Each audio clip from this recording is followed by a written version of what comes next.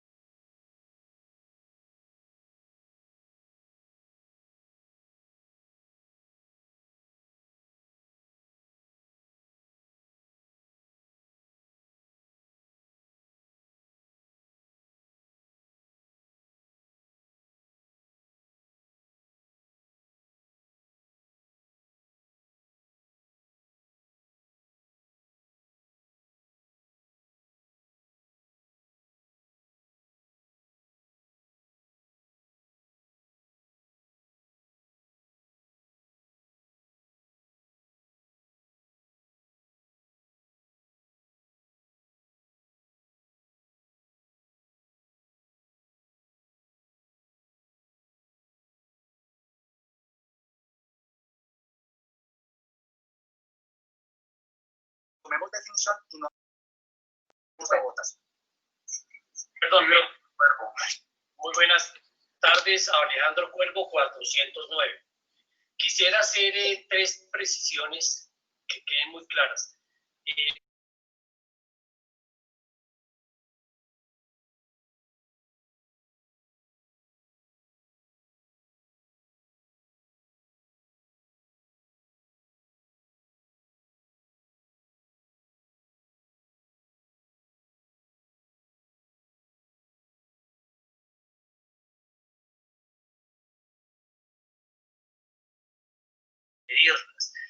En ese caso, si las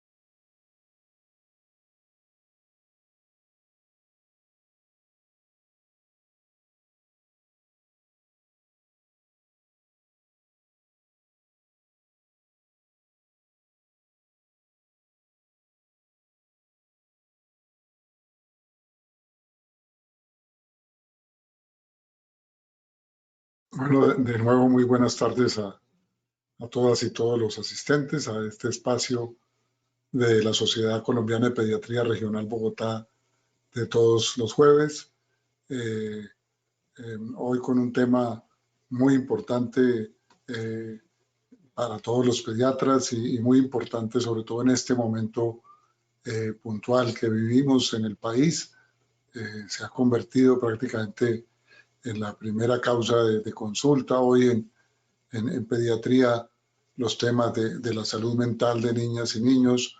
Esta junta directiva de la Regional Bogotá ha tenido la intención desde sus inicios de poner este tema en la agenda, de colocarlo como de los temas prioritarios para los pediatras de nuestra ciudad y el país. Agradecemos a nuestros invitados, todos pues, muy reconocidos psiquiatras infantiles, esa hermosa profesión muy interesante como vamos a ver. Bueno, entonces vamos a hacer una presentación inicial.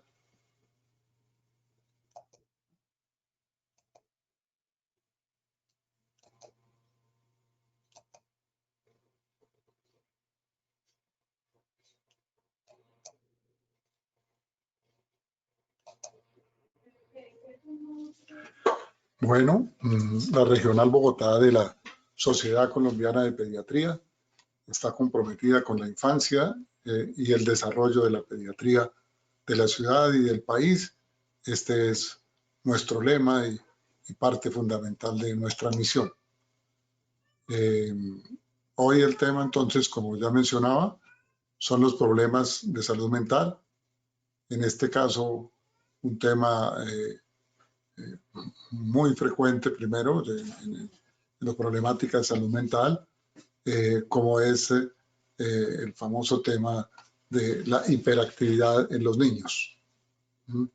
Hemos querido dejar este nombre genérico para referirse a esta compleja situación que, como vamos a ver, a veces es difícil de definir, de ponerle límites, de clasificar incluso, y que cada día se presenta como más frecuente en las consultas de pediatría y que en este momento pues está requiriendo urgentes intervenciones de atención, de mirada de los niños, porque si un niño, digamos que tiene un ritmo en su vida cotidiana normal, no es de esto que llamamos hiperactivos, pues tiene muchas dificultades para adaptarse a las nuevas situaciones, para permanecer en la casa, para estudiar virtualmente, para permanecer y estar en un solo espacio y siempre con las mismas personas y controlarse un poco, pues pensemos estos niños con estas situaciones de hiperactividad, particularmente, pues como vamos a ver en la última conferencia, los que tienen un TDAH. Entonces, es un tema que consideramos muy relevante, muy oportuno. Agradecemos a nuestros conferencistas, el doctor Alexander Jojoa, la doctora Andrea Guzmán y el doctor Rafael Vázquez, pues su participación en este evento. Bueno, la Sociedad Regional Bogotá tiene estas líneas de trabajo. El primero, que consideramos el más importante, el fundamental, es la garantía de los derechos y el bienestar de las niñas, los niños y los adolescentes de nuestra ciudad. Segundo, este que nos convoca hoy, pero también nos convoca el primero, finalmente, es el desarrollo académico de nuestros afiliados. Tercero, tenemos la revista Pediatría, que está por salir pues, su siguiente número finalizando esta semana o empezando la siguiente. La parte de desarrollo profesional y gremial, que se ha visto también bastante afectada en estos tiempos de la pandemia. Temas de educación a la comunidad, de comunicaciones y temas de trabajos intersectoriales con otras organizaciones y sociedades científicas. Tenemos una programación mensual, la estamos realizando los jueves en este año, pues aquí vemos la programación del mes de agosto. Y recordamos que este mes pues es el mes de la lactancia materna, por eso hemos querido recordar que este es el mejor alimento, el que crea mejores vínculos, el que previene problemas de salud física y mental para nuestras niñas y niños, el más seguro, el más económico, etcétera, etcétera. Todas las ventajas que tiene, el más ecológico, que es el motivo del mes de la lactancia materna de este año. Queremos pues, invitarlos a nuestro próximo evento de urgencias en nefrología pediátrica que se va a realizar el jueves próximo. Allí vamos a presentar el libro El niño urgente que realizó el grupo de pediatría y urgencias del Hospital de la Misericordia y de la Universidad Nacional de Colombia.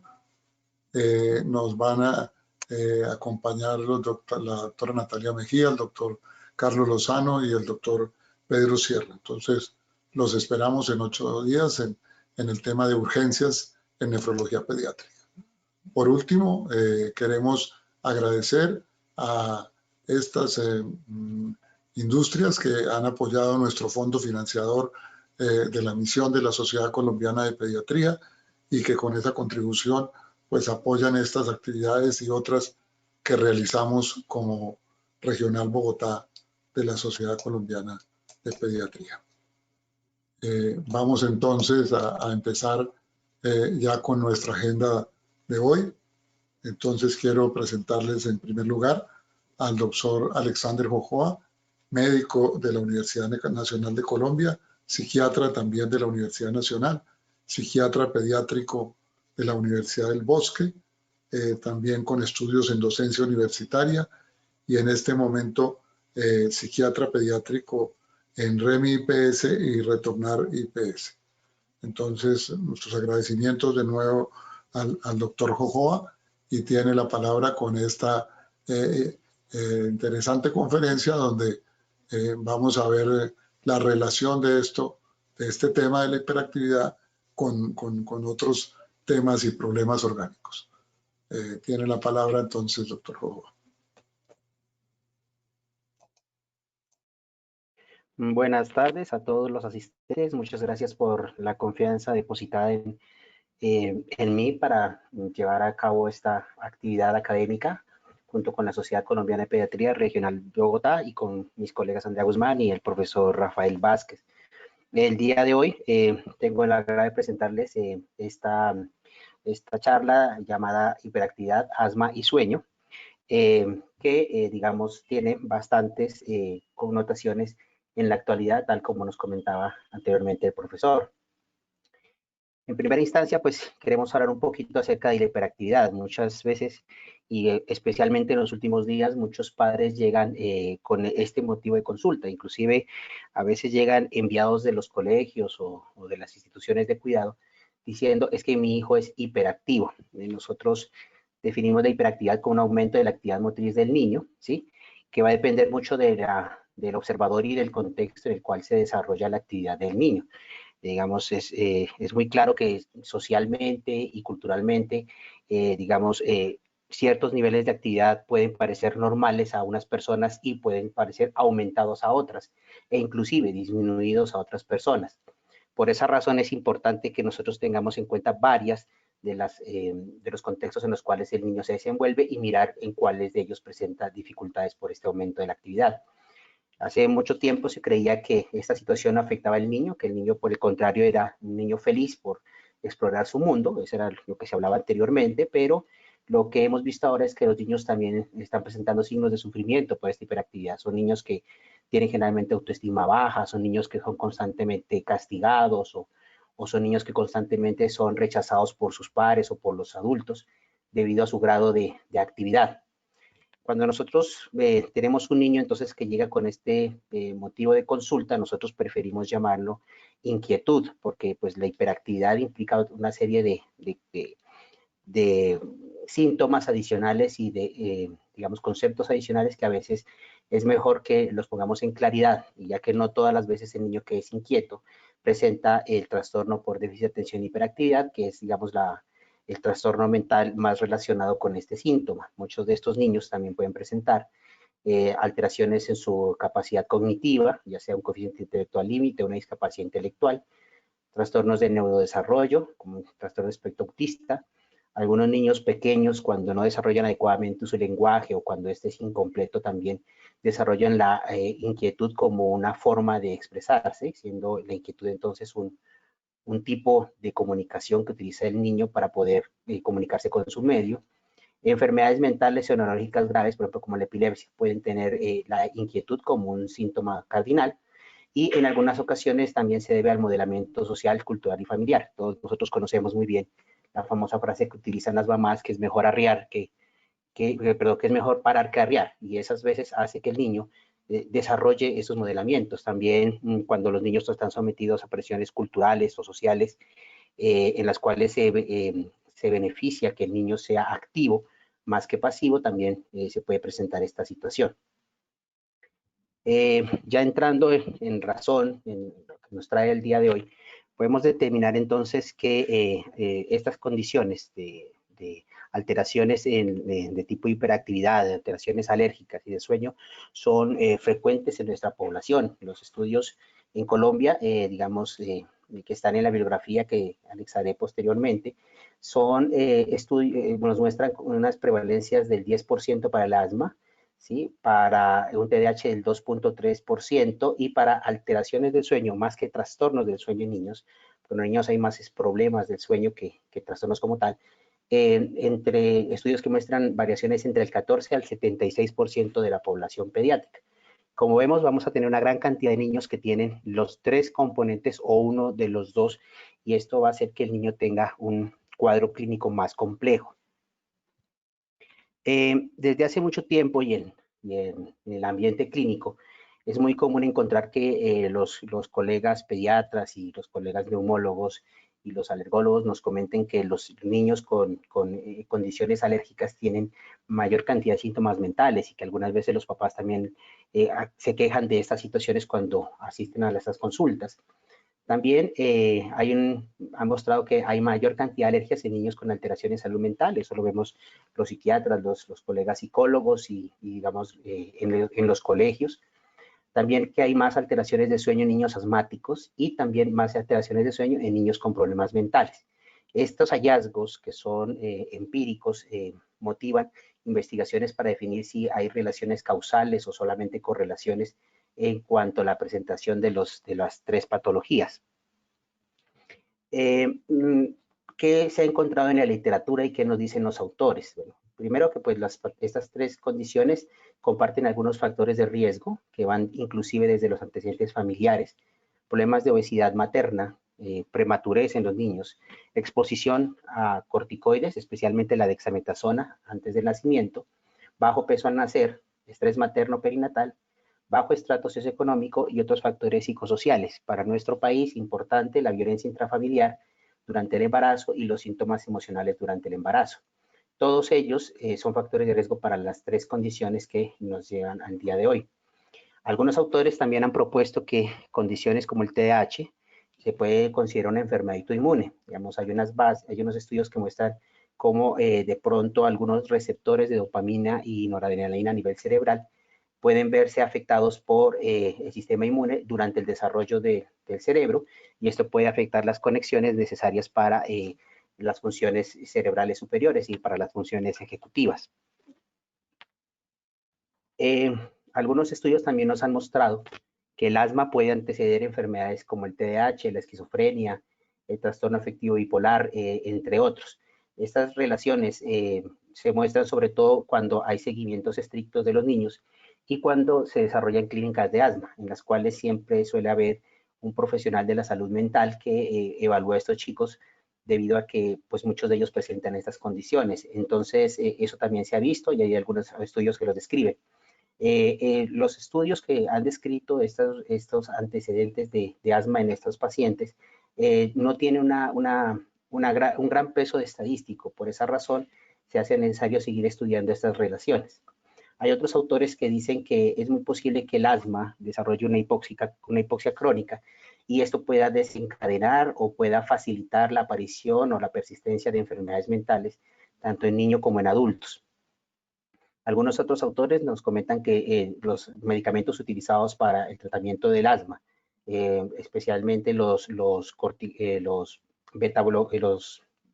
estimulantes beta inhalados, los estimulantes beta orales, pues que ya casi no se usan, los inhibidores de los leucotrienos pueden estar relacionados con síntomas mentales.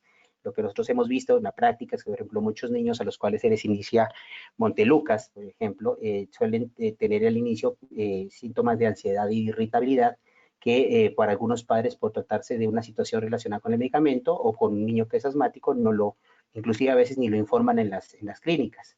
Más adelante vamos a ver un poco esto relacionado con el estudio que hicimos. También se ha visto, digamos, que los pacientes con trastornos del sueño o solamente con problemas del sueño, un sueño de calidad baja, pueden generar síntomas mentales o pueden exacerbar los ya presentes, especialmente la irritabilidad. Esto es muy cierto en los niños. Muchos padres, cuando les pregunta cómo está su patrón de sueño, ellos dicen que los niños pues duermen mal, se acuestan tarde, o etcétera, etcétera, y que estos niños al otro día amanecen bastante irritables, ansiosos. Eso hace que coman más, eso hace que presten menos atención a la clase y pueden facilitar, digamos, estas presentaciones sintomáticas en niños. Es entonces que nosotros empezamos a hacer ese estudio. Dijimos, bueno, vamos a revisar la parte teórica, ¿sí? Y también encontramos que había estudios que nos mostraban que cuando había niños con estas comorbilidades, ya sea entre hiperactividad y alergia, o alergia y sueño, o hiperactividad y trastornos de sueño, independientemente de la relación que hay entre ellos, la calidad de vida disminuye y es directamente proporcional a la cantidad de patologías que tenga el niño. Es decir, si un niño tiene hiperactividad, tiene alergias y tiene problemas de sueño, su calidad de vida se ve muy afectada. Y con la de los niños, pues se ve afectada también la de los padres y de la familia, porque son niños que suelen tener muchas dificultades a nivel escolar y a nivel familiar. Los niños con comorbilidades, con esas comorbilidades tienen mayor riesgo a largo plazo. Es más, son adultos generalmente que tienen dificultades a nivel de conseguir un empleo, de tener el mejor desarrollo que hubieran podido llegar a tener con buen apoyo. Son adultos que tienen alto riesgo de consumo de drogas, son adultos que abandonan sus familias, que abandonan sus trabajos, que en términos generales tienen una vida poco agraciada. Aparte de esto, pues también tiene mayores conductas delictivas y también tiene mayor cantidad de enfermedades mentales graves. Los niños con comorbilidad tienen menor conciencia de síntomas. Esto también es válido para los padres. Muchas veces los padres no saben si los síntomas que está presentando a nivel comportamental o del sueño, de sus alergias, tienen que ver con una patología nueva o es la presentación de una nueva patología. Muchos padres, cuando los hemos entrevistado, atribuían a que el niño no dormía bien, era porque el asma estaba descontrolada, o que su niño se estaba comportando mal porque realmente no dormía muy bien en las noches. Y eso pues nos llevó a nosotros a pensar que sería muy bueno estudiar en nuestra población, aquí en la ciudad de Bogotá, por lo menos, iniciando, la relación que existe entre estas patologías. Por esta razón, que como proyecto de tesis, en compañía del doctor Roberto Chaskel y el profesor Rafael Vázquez, hicimos este estudio para buscar la relación entre asma y hallazgos psicopatológicos en niños de 5 a 15 años que consultan a los hospitales de la Misericordia y Militar Central. Esta tesis la realizamos en el año 2018. Es una tesis que nos muestra los siguientes resultados de una manera rápida. Entrevistamos 105 niños con edad media de 7.17 años, una desviación estándar de 3.16 años, de los cuales el 65% eran niños y el 35% eran niñas. Hicimos un estudio acerca de su peso, porque algunos estudios nos mostraban que se encontraban mayores índices de obesidad y bajo peso para los niños que tenían ansiedad, asma y trastornos hiperkinéticos, y fue algo que detectamos, digamos, en los siguientes niveles. Encontramos que para bajo peso solamente el 2% de los niños cumplían con el índice de masa corporal y con las tablas del CDC de Atlanta. Con un peso normal se encontraba el 77% de la población, con sobrepeso el 8% de la población y el 13% de los niños presentaban obesidad. Estos datos después los hicimos unas correlaciones que les voy a mostrar la importancia de haber tomado el peso en estos niños. Nosotros también evaluamos el grado de severidad del asma. En el momento que estábamos haciendo el estudio y el proyecto, todavía se tenía en cuenta, pues, digamos, para todos los procesos diagnósticos y de tratamiento del grado de severidad del asma, según, digamos, el GINA, y lo que hicimos fue también igual medirlos. Sé que en estos momentos ya no se están usando tanto, pero esos fueron los resultados. Nos mostró que el asma leve, que incluía intermitente y persistente, estaba alrededor del 48% de los niños, el 40% estaba en moderado y el 12% estaba en severo. En unos estudios que se realizaron en la ciudad de Cartagena, en el país, hacia más o menos el 2014, se encontró que las cifras que manejaban no eran, digamos, no eran concordantes con las anteriormente expuestas. Esto nosotros lo creímos es porque evidentemente pues son hospitales de referencia donde los casos son más complejos que en la comunidad. Aparte de eso, pues que en la comunidad los grados de severidad del asma están directamente relacionados también con el tratamiento que se le esté dando y muchos de los niños no recibieron tratamiento adecuado. El uso de medicamentos nos llamó la atención. Preguntamos cuántos medicamentos está recibiendo el menor y qué tipos de medicamentos y qué dosis. Lo que nosotros encontramos en la primera aproximación estadística es que los niños utilizaban en promedio 2.16 medicamentos para control del asma, siendo 2 el número más frecuente y 5 el número máximo, que lo encontramos en 2 pacientes, es decir, el 1.9% de la población estudiada. En cuanto al grado de control en cuanto al grado de severidad del asma, en cuanto al grado de control de asma, lo que encontramos es que los niños tenían un asma no controlada en el 7% de los casos, en el 35% de los casos tenían un asma parcialmente controlada y en el 58% un asma controlada. La distribución la hicimos con el estudio de la Spanish version of the Childhood Asthma Control Test, que es una escala que también se validó directamente en el Hospital Militar Central y que muestra unas buenas nociones, digamos, unos buenos estándares estadísticos. En cuanto a las alteraciones del comportamiento, es decir, medidos a través de la escala de Achenbach, que también está validada para Colombia, encontramos que, vamos a ver esta gráfica en la parte externa, encontramos en azul los datos pertenecientes a los niños y en el aro interno, en color verde, perteneciente a las niñas. Observamos que el 37% de los niños presentaban alteraciones del comportamiento significativas, ¿sí? Mientras que el 63% no. En las niñas los valores fueron un poco similares, siendo el 31% de los casos positivos y el 69% de los casos negativos. Como vemos, digamos, del total de pruebas positivas, que fueron 37, el 30% aproximadamente fueron niñas y el 70% fueron niños. Esto es muy similar a lo que a lo que sabemos ya de otras evaluaciones estadísticas en otros países, que muestran que alrededor de cada niña por cada 3 niños que tienen alteraciones comportamentales. Es decir, en este caso no hubo una diferencia respecto a la población general, pero sí es llamativo que los casos que presentan alteraciones de comportamiento eran bastante notorios.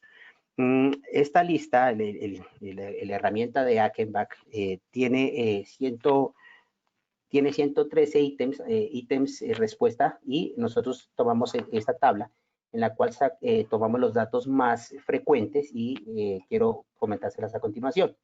En esta escala, para los que no la conocen, tiene un tipo de respuesta que va de 0, 1 y 2, siendo 0 nunca se presenta, 1 a veces se presenta y 2 siempre se presenta.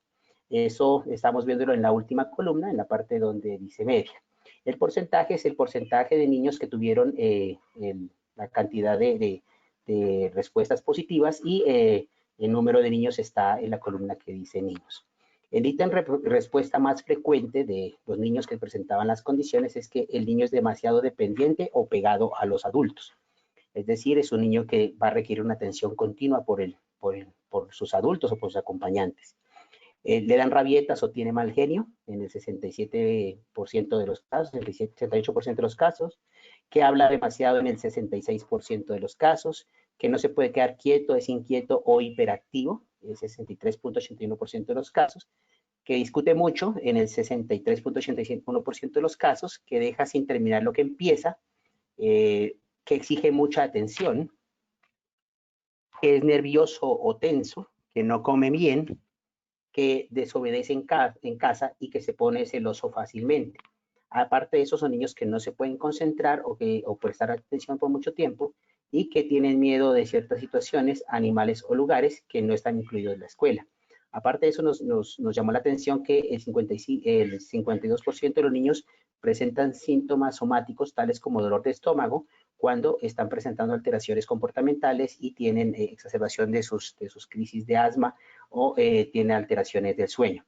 Esto es muy llamativo porque, como vemos, muchos de estos síntomas son los más frecuentes en las consultas que se hacen tanto a pediatría como pues a psiquiatría infantil y pediatría y neuropediatría. Por esa razón es importante que estemos pendientes cuando un niño nos consulta con alguno de los anteriores síntomas y tiene asma o tiene alteraciones de sueño para hacer un adecuado estudio y una adecuada remisión en caso de ser necesario. Hicimos también una valoración de la calidad del sueño. Para eso utilizamos la escala Spanish Version of Children's Sleep Habits Questionnaire, que fue validada también en Colombia. Esta escala reúne información no solamente acerca de la calidad del sueño, sino de, digamos, de las rutinas del sueño.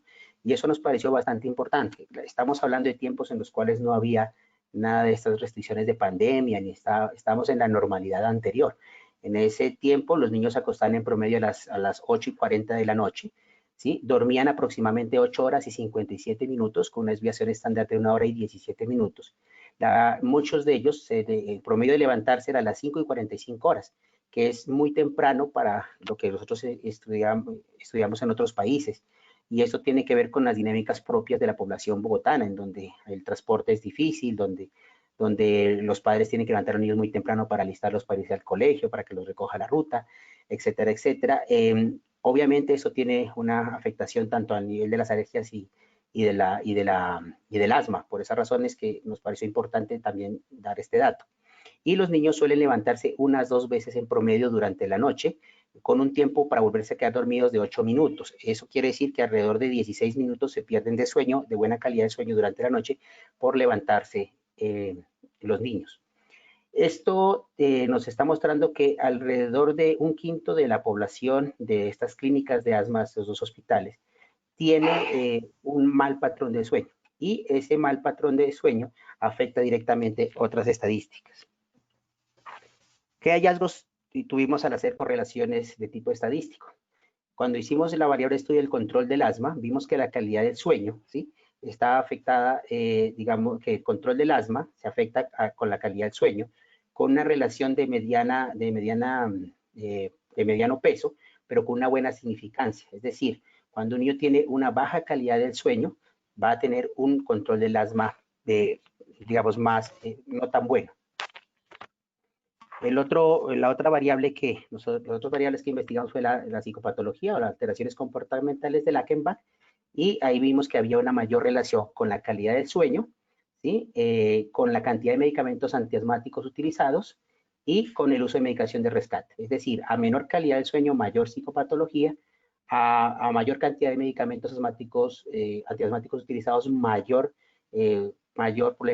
problemas comportamentales, y a mayor uso de dosis de rescate de vitamimético vamos a encontrar alteraciones comportamentales acentuadas. También hicimos una relación de la calidad del sueño, y los datos que nos dieron una relevancia estadística fueron el peso, es decir, a mayor peso, menor calidad del sueño, y a mayor cantidad de medicamentos antiasmáticos utilizados, menor calidad del sueño. Como vemos, entonces pudimos hacer este estudio, pues que aunque es pequeño y que tiene pues unas limitaciones dadas pues porque se trata de un carácter transversal que no puede inferir causalidades, que es un estudio pequeño, aunque digamos, los cálculos de muestra que hicimos eran para abarcar todo un semestre de los 2 hospitales, pues, que puede ser significativo. y que se trataba de instituciones de referencia, esto podría haber afectado de pronto un poco las cifras que tenemos. Obviamente también es importante determinar que la altura de Bogotá y los grados de contaminación que vivimos en esa época eran altos, también eso podía haber afectado un poco los números conseguidos en estas escalas. ¿Qué fortaleza encontramos? Que estos hallazgos corroboran las observaciones empíricas y nos van a permitir más adelante hacer una serie de estudios adicionales y puede ser el pilar para nuevos estudios. Esta es la bibliografía para esta presentación y pues les agradezco mucho su atención. Este es el código QR en el cual pueden bajar la bibliografía y esta presentación para que ustedes la tengan. Me parece que es importante que todos prestemos atención a nuestros niños asmáticos, a nuestros niños con inquietud y a nuestros niños con alteraciones del patrón del sueño. Les agradezco mucho su atención y las preguntas vamos a responderlas al final, como habíamos convenido. Muchísimas gracias. Bueno, muchas gracias, doctor Jojoa, por esta charla interesante y por habernos presentado su trabajo. Bueno, sí, algunas indicaciones. Primero, pues ustedes tienen en la parte superior derecha de sus pantallas un circulito como el de las caricaturas. Ese es el chat. Por el chat pueden enviar cualquier comunicación. Pueden igualmente ir haciendo sus preguntas desde ahora para los panelistas. Como decía el doctor Jojoa, lo vamos a presentar en la parte de preguntas al final. Igualmente, si tienen alguna pregunta técnica por algún problema, le pueden escribir ahí a uno de los correos que dicen SCP Bogotá, que son de la sociedad, y ahí podremos ir respondiéndole las preguntas. Por otra parte, también les informamos que estas charlas están siendo grabadas, como ustedes escucharon al principio, con autorización de los conferencistas y van a estar en la página web de la Sociedad Colombiana de Pediatría Regional Bogotá, en conjunto con todas las otras charlas que hemos realizado en este momento del segundo semestre de la pandemia y del confinamiento. Entonces, para las personas que no pudieron asistir, les pueden informar o ustedes mismos, si quieren revisar la charla, la semana próxima ya estará subida en la página web de nuestra Sociedad Colombiana de Pediatría Regional Bogotá. Continuamos entonces ahora con la doctora Andrea Guzmán, a quien le agradecemos también su participación. La doctora Andrea del Pilar Guzmán es médica de la Universidad del Quindío, psiquiatra de la Universidad Militar Nueva Granada, psiquiatra de niños y adolescentes de la Universidad del Bosque, tiene una maestría en sueño y fisiología y medicina en la Universidad de Murcia, también una especialización en pedagogía y docencia, y además es miembro de nuestra Sociedad Colombiana de Pediatría en la Regional Quindío. La doctora Guzmán nos va a hablar entonces de este tema que mencionábamos al principio, de cuándo es ansiedad o inquietud, nos decía el doctor Jojoa, y cuándo hiperactividad. Muchas gracias, doctora Guzmán. Tiene usted 20 minutos. Gracias. Doctor, muchas gracias por la invitación, al doctor Vázquez también. Bueno, muchas gracias por la presentación, contando 20 minutos que sean 15. La idea es poder hablar un poco en qué momento hablamos de los síntomas como tal de la ansiedad y del síntoma de hiperactividad, ¿sí? Teniendo en cuenta que el TDAH es el trastorno de neurodesarrollo más frecuente en los niños, es importante saber que la tríada de los síntomas, en la que está inatención, hiperactividad, impulsividad, es lo que nos marca la pauta para pensar en este diagnóstico. También es importante saber que la mayoría de las niñas, en este orden de ideas, solamente presentan el síntoma de inatención, el primero.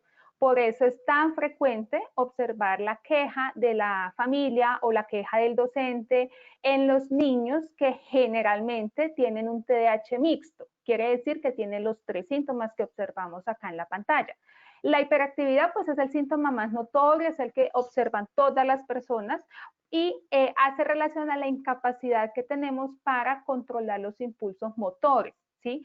Dentro de este punto, si observamos el DSM-5, el manual para hacer la parte de diagnóstico, encontramos estos referencias con respecto a la hiperactividad. Si la mamá observa o si el profesor dice, no, es que el niño no se queda quieto en la silla, mueve las manos, se come las uñas, se come el cuerito, se coge el cabello, pareciera que no está tranquilo, pareciera que está, ¿cómo? Ansioso. Entonces viene la interpretación de un síntoma por un adulto, profesor, docente, familiar, mamá, y dice, si mueve las manos, mueve los pies, no se queda quieto, está ansioso. Entonces, un motivo de consulta puede ser, la profesora dice que el niño está ansioso, la mamá dice que el niño está ansioso. Quiere decir que llega a la consulta con el motivo de consulta de ansiedad. Pero, ¿qué es la ansiedad? Recordemos que la ansiedad es un síntoma emocional, ¿sí? La ansiedad no es la parte motora como tal que está en una hiperactividad. La ansiedad es el susto, es el miedo, es ese vacío, es esa angustia que tiene la persona, pero es un síntoma emocional. ¿Qué sucede con la ansiedad? Que tiene una expresión emocional, pero también tiene una expresión a nivel de conducta. Entonces, la persona, el niño, el adolescente está ansioso, pero lo que yo observo es que es inquieto, es que llora, está irritable, se come las uñas, se mueve en la silla y aparece algo muy importante para valorar, que son los síntomas físicos. No es solamente que está inquieto, le sudan las manos, tiene las manos frías, tiene dolores de cabeza, dolor de estómago, palpitaciones, la sudoración, y todos estos síntomas generalmente aumentan cuando va a ir al colegio, cuando hay una evaluación, cuando hay un taller. El niño no se despega de la mamá, no se despega de la profesora porque le da miedo estar solo, tiene susto de la situación externa y a veces aparecen ideas excesivas de preocupación por su salud y por la salud de su familia. Este es un punto clave que no debemos olvidar en la parte de síntomas físicos, ¿sí? Que se encuentran aquí un listado porque es grande de pies a cabeza, y la parte de ideas, la parte de pensamientos que tienen los niños con ansiedad. Entonces, estos dos puntos grandes nos hacen diferenciar la hiperactividad como síntoma motor y la ansiedad como un síntoma emocional. ¿Por qué aparece esa confusión o en qué momento se empieza a mezclar como tal la duda de será un niño inquieto o será un niño con un déficit de atención? Los niños que tienen un TDAH o que les sospecho un TDAH son distraídos, elevados, despistados, no copian la tarea, no hacen la tarea, se les olvidó la tarea, pero el niño que tiene ansiedad es por preocupación, porque está en la clase distraído, elevado, pero angustiado, con susto, con miedo. Me van a preguntar, yo no sé, yo sí sé, pero de pronto hago el ridículo, de pronto se van a burlar de mí. Entonces esa distracción es diferente. El espectador observa que está distraído, pero el motivo es diferente. Un niño con TDAH es un niño inquieto, es un niño que salta, es un niño que se mueve, que se levanta de la silla, que se mueve en la silla. El niño con ansiedad le da el susto, le da es miedo, ¿sí? Se está moviendo, pero con ese tinte emocional que le está afectando. El niño con TDAH tiene dificultad para iniciar la tarea porque hace muchas cosas, piensa muchas cosas, es impulsivo, es afanado, es atacado. Entonces, planear esa actividad que no le gusta, que es la tarea, quisiera dejarla después. Va a empezar a dibujar el mapa, se va a hacer esto, se va. Entonces, no inicia fácilmente la actividad. El niño que tiene ansiedad se le dificulta iniciar su tarea, pero está buscando que todo quede muy bien, que todo quede organizado. De pronto le da ese susto y ese miedo si estará haciendo las cosas cosas bien o no, quisiera que todo salga perfecto, tiene el temor de dejarlo así porque de pronto le faltó algo. Entonces, esa es la diferencia con respecto a la realización de las tareas. El niño con déficit de atención, pues es distraído y se le olvidó. Puede que hizo la tarea con su mamá en la casa, la organizó, la dejó encima de la mesa. Está en el salón, pidieron la tarea y está charlando con otros niños. Entonces se le olvida por el tema de inatención. El niño con ansiedad tiene miedo. Hizo su tarea, tiene su tarea, pero le da temor de que se burlen, de que lo señalen, de que le haya quedado mal. Entonces, en oportunidades no presenta la tarea.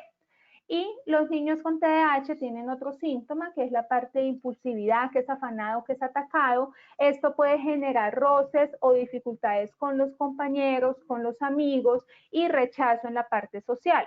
Los niños con ansiedad tienen miedo, temor para hacer amigos. Están jugando fútbol, falta uno, yo quiero jugar, pero no sé si decir que yo o mejor no, entonces me quedo quieta y no hablo y no expreso lo que quisiera hacer en este momento. ¿Por qué es importante tener claro el síntoma de ansiedad? Porque dentro de ansiedad tenemos unos trastornos muy amplios, ¿sí? Ansiedad, pensemos que es como el nombre, necesitamos poner el apellido para poder hacer un tratamiento adecuado. Es diferente si yo voy a manejar una fobia social y si voy a manejar un trastorno de pánico o crisis de pánico o crisis de ansiedad. Entonces, en ese orden de ideas, cuando pensamos que el niño puede tener una ansiedad, abrimos un cajón, un panorama aparte para poder saber qué tipo de ansiedad puede presentar el niño. Esta escala es muy conocida, quedé congelada. Bueno, esta escala es muy conocida y en esta escala se puede observar los síntomas que generalmente solicitamos en la parte de colegio para que el orientador nos llene o nos diligencie esta escala. ¿Qué ocurre con la parte de Conner? Si ustedes ven, es una escala sencilla, fácil, se selecciona qué punto sí, qué punto no, pero en esta escala no encontramos síntomas relacionados con ansiedad, no encontramos síntomas que nos abarquen completamente la parte de inatención. Por eso es referente realizar la escala, pero saber que la escala no nos hace el diagnóstico. Y si la escala sale negativa y es una mujer, tener presente que en la escala los síntomas de inatención son muy pocos. Quiere decir que la niña puede tener un TDAH de predominio inatento con una escala negativa.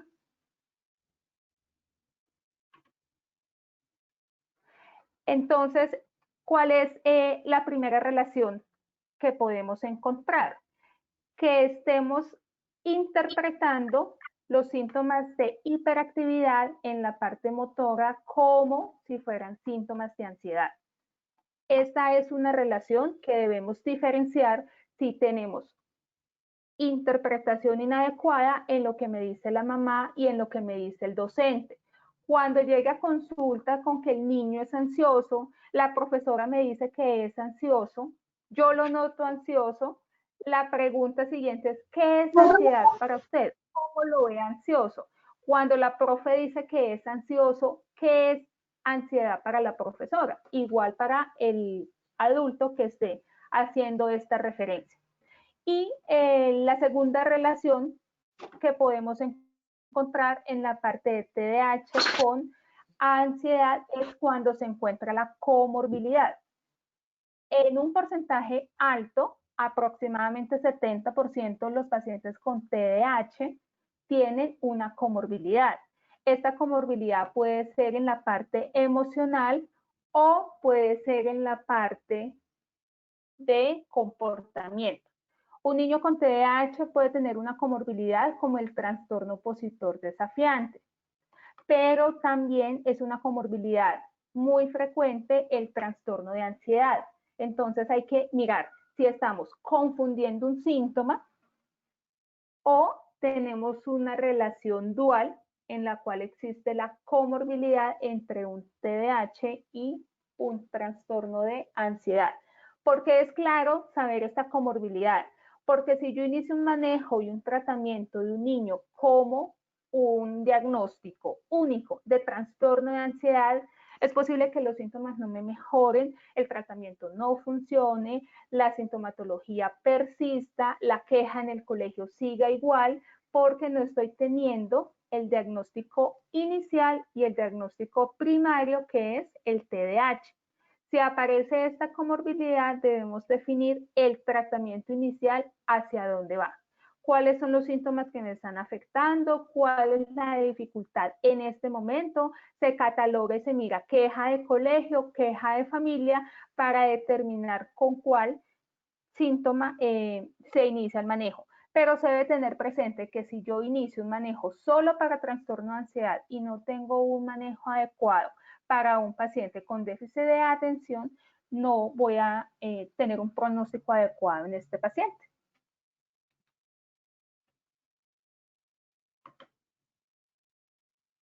Bueno, esa era la parte de la presentación. Doctor Durán, muchísimas gracias.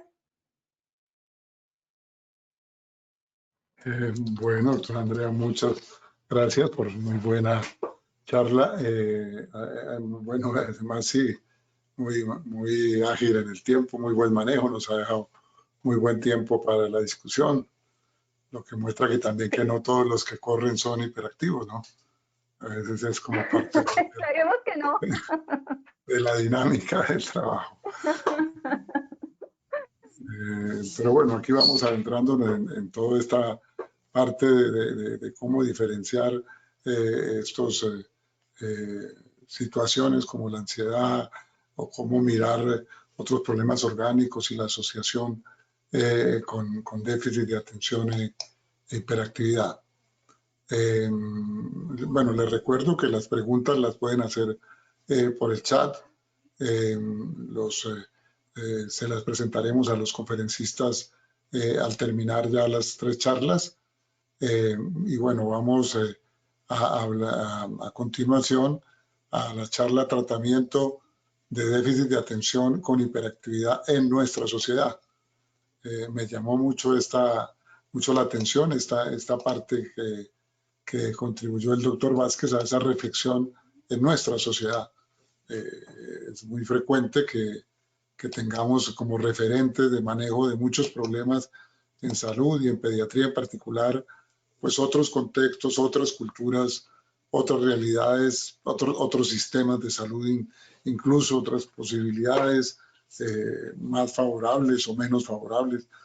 No es por decir que Colombia esté pues peor que el resto, pues no estamos mejor seguramente que muchos, pero tenemos diferencias y diferencias también culturales y otro tipo de diferencias que ya mencionaba el doctor Jojo al principio, que hacen que estos temas tengan una particularidad, digamos, en nuestro contexto colombiano y de pronto incluso dentro de Colombia en determinados contextos como la región andina o la región del sur o las costas atlántica o pacífica o la Amazonía. Seguramente en esas diferencias interculturales también tendremos diferencias en entender este tema, en sus manifestaciones seguramente, y también en pronto en los tratamientos o la forma de enfocarlos será distinta. Entonces, el profesor Vázquez tituló esto efectivamente como el tratamiento, pero en nuestra sociedad. El doctor Vázquez es médico psiquiatra de niños y adolescentes, profesor titular de la Universidad Nacional en esta cátedra de psiquiatría infantil, coordinador de las prácticas en la Universidad Nacional, profesor de posgrado de psiquiatría de la Universidad del Bosque y ha sido pues autor de trabajos y escritos sobre este tema que hoy nos atañe. Incluso nos contaba que maneja un grupo grande de padres de niños con estos problemas, tiene como un grupo de apoyo, seguramente nos contará algo ahora en su charla, de cómo este trabajo grupal también complementa como el trabajo individual que se puede hacer en esta situación. Entonces, bienvenido, doctor Vázquez, y muchas gracias por su participación.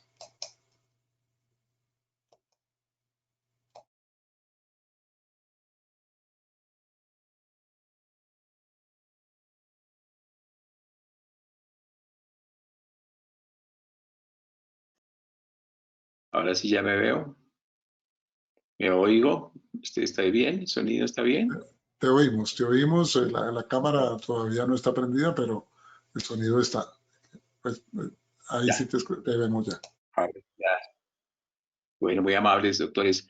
Muy amables, colegas pediatras, por la invitación de la Sociedad Regional de Pediatría a este desarrollo de conferencias y de temas que nos obligan a, como a repensar todas estas circunstancias. Arranquemos con esta.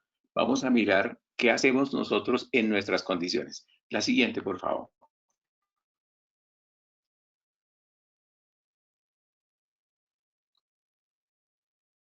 La siguiente diapositiva. Yo no la tengo. Estos son los síntomas básicos que tiene el trastorno por déficit de atención e hiperactividad, que son 3. Es lo clásico, es lo que ustedes seguramente conocen, manejan muy bien. Sigamos.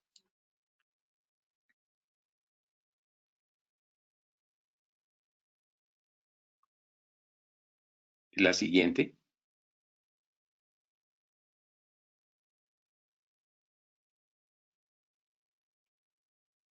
Y esos síntomas tienen esta característica que es muy importante que retengan esta característica porque esta es fuente de una gran cantidad de dificultades que vamos a tener. Vamos a mostrar más adelante. Sigamos. Entonces es un trastorno que no depende de la voluntad de las personas. Es un trastorno, es una cosa superior. Y tiene además esta característica. O sea, no estamos hablando de un fenómeno que tiene una duración en el tiempo breve, sino al contrario, es un fenómeno que es estable en el tiempo y tiene una duración relativamente larga o puede ser muy larga. Sigamos.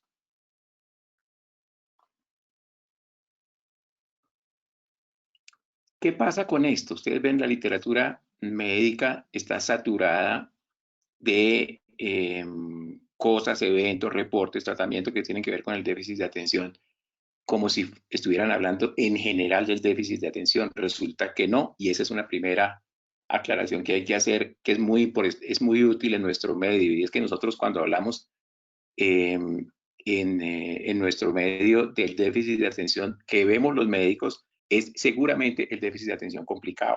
El no complicado no lo vemos. Entonces, de lo que vamos a hablar es de niños que tienen un déficit de atención, pero complicado, con una gran cantidad de dificultades y de problemas que ya vamos a mirar de inmediato. Sigamos.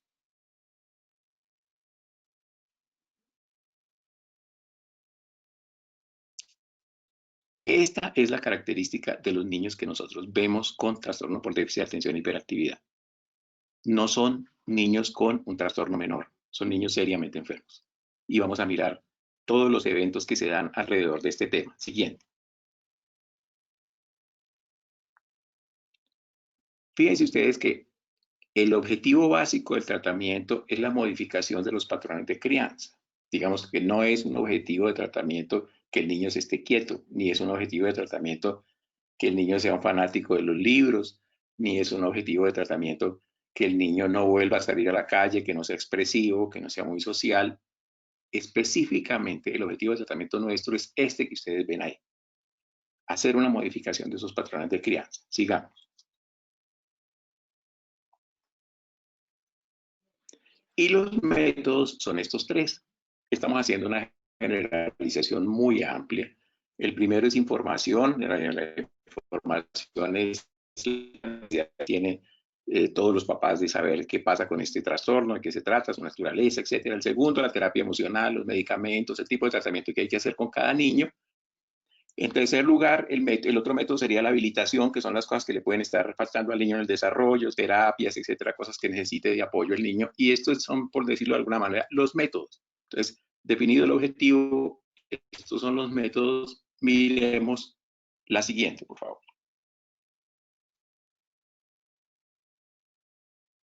Y es cómo se evalúa el tratamiento. Y el primero es el obvio, que se llama aliviar el sufrimiento, y es el con el que más problemas tenemos. Y el segundo es la mejoría del rendimiento escolar, que eso todo el mundo la ve, que resulta muy fácil. Y el tercero, que es la reducción de los conflictos familiares, que a veces se ve y a veces no se ve. Vamos a mirar, porque aquí hay un problema que es conceptual, que es muy interesante, lo que se llama aliviar el sufrimiento. Lo van a ver un poco a lo largo de toda esta exposición. Los que ejecutan el tratamiento, o mejor dicho, la ejecución del tratamiento y el desarrollo del tratamiento es a cargo de los papás. Y tratamiento es eso que ustedes ven ahí: secuencia, orden, dirección y cumplimiento de los objetivos. Ese es, digamos, el sentido general del tratamiento, que está orientado por el médico, ¿sí? Pero quienes lo van a poner en acción son los papás, y aquí nos va a generar una gran cantidad de variaciones en los resultados finales. Sigamos.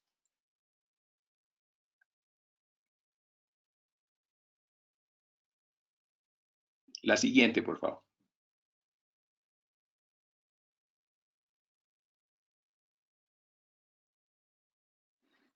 Resulta que de los niños,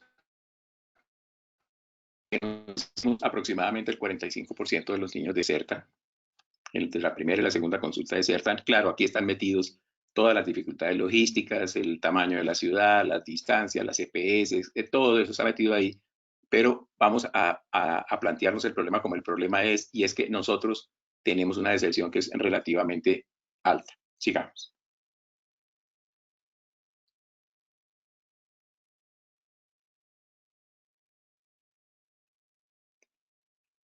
¿Cómo nos explicamos esa deserción? Porque es que estamos hablando de cómo es que trabajamos nosotros en este ambiente, en el ambiente nacional. Entonces nosotros decimos, no, el primer problema que tenemos aquí son un fenómeno que se llama las creencias. Hay una gran cantidad de cosas de creencias que ya las miramos que tienen que ver con esto. Probablemente el segundo punto son factores administrativos, pero factores administrativos en un sentido especial. Vamos a mirar en qué sentido es. Y tercero, la culpa familiar como un elemento que va tejiendo de alguna manera todo este continente de enfermedad del niño. Sigamos.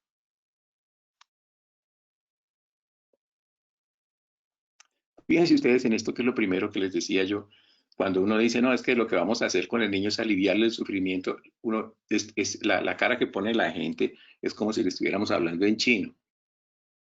Porque de acuerdo con la percepción que las personas tienen, los papás tienen respecto de los niños, el papá le pregunta al niño, no sé cómo se siente. El niño con trastorno por déficit de atención y hiperactividad siempre dice, muy bien, aquí no hay ningún problema. Entonces la familia dice, pero ¿cómo me va a decir, doctor, usted a mí que este niño está en sufrimiento? Sí, mírelo. Feliz, absolutamente feliz. Entonces, miren el problema que tenemos, que es un problema conceptual aquí, que es nodal, es un problema que vamos a tener que, mejor dicho, estamos en eso, porque todos estamos metidos en eso de tratar de ver si encontramos una salida. Y es que es evidente que los niños están no solamente en sufrimiento, sino bajo presión social y escolar, y con una cantidad de conflictos familiares. Ese es el ambiente en el cual está sucediendo el caso. Y uno se encuentra con que la salida es o culpabilizar al niño, que es una salida que es fácil en las familias, no culpables este muchachito, o la otra que es muy complicada, que es culpabilizar a la mamá, y la mamá termina todos los fenómenos de tensión que el caso está produciendo, que son muchísimos. Sigamos.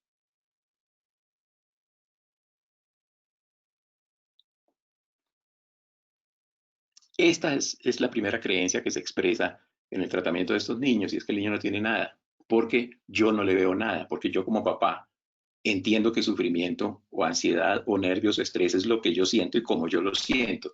Si él no me dice que siente lo mismo que yo siento, y empiezan los problemas, que son generalmente muy largos. No tiene nada. Que no tiene nada, que el niño es un niño que está muy bien, pero que está mal evaluado. Sigamos. Que es un fenómeno muy común, y es acusar, culpabilizar a la docente que está haciendo el reporte, el informe de las dificultades del niño, culpabilizarla de lo que le está pasando al niño, porque la afirmación aquí es que el docente no lo quiere, o no quiere el niño, la docente no quiere el niño. Sigamos.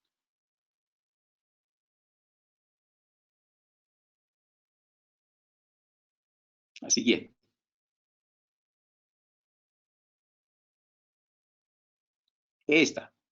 Y es que la familia dice, no, lo que pasa es que en ese colegio todo el mundo debe ser igualito a los nerditos, y entonces quien no es igualito a lo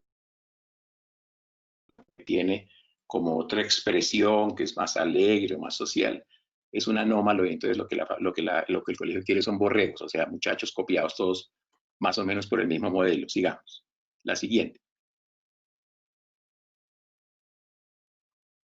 Y la percepción de que estas cosas son transitorias y finalmente es cosa de dejarlo crecer y que cuando esté grande se le quita. La sorpresa es que la familia le dice a uno, pero si es que la abuela me dijo que el papá del niño es igualito al niño, o mejor dicho, que el niño es igualito al papá cuando era chiquito, y el papá no se ha mejorado.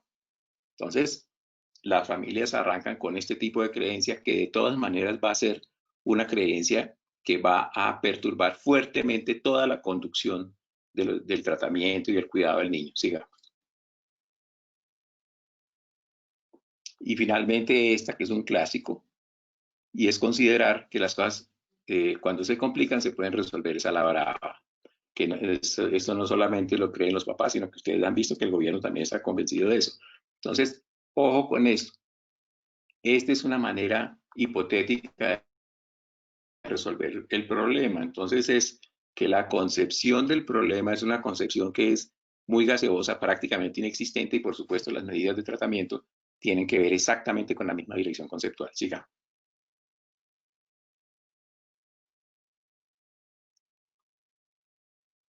Y esto, que es un clásico que nosotros lo vemos, y es que yo lo llevé sano al colegio. O sea, a los 3 meses comenzaron a decir que el niño tenía una serie de cosas, que era inquieto, que no sé qué, entonces fue que en el colegio se lo tiraron. El colegio se enfermaron, porque el niño era un niño sano. Y el niño no tiene nada, sino que allá en ese colegio molestan mucho, y lo que pasa es que no me lo quieren, la profesora no lo quiere y pretenden más o menos sacarlo del colegio. Sigamos. ¿Qué es lo que llamamos administrativos? Eso es muy interesante. No es administrativos en el sentido de personas que conducen procesos para desarrollos y servicios. No, es que las personas, los papás muchas veces de estas familias consideran que lo que le pasa al niño es un fenómeno administrativo. Que si yo llevo la historia clínica al colegio, me quito el colegio de encima. Entonces, el problema termina. No que el niño tiene un problema, sino que el colegio está generando un problema que el niño no tiene. Entonces, si yo le llevo la historia clínica de la doctora, el niño queda perfecto. Le llevo el resumen que el doctor Jojoa le hizo, le queda perfecto el niño. Entonces, ojo con esto. Es una concepción como administrativa de enfermarse. Miremos la otra. Exacto, esta, por ejemplo, vienen y le dicen a la docente o le dicen al administrativo del colegio, no, pero si ya la doctora lo miró, y tal como el colegio dijo, se lo llevamos allá a la doctora, y la doctora dijo que vea que no sé qué, cualquier cosa, y se lavan las manos y se quitan la presión escolar porque consideran que el niño no tiene nada, sino que es una gran presión escolar que está empujando el niño a una condición. Sigamos.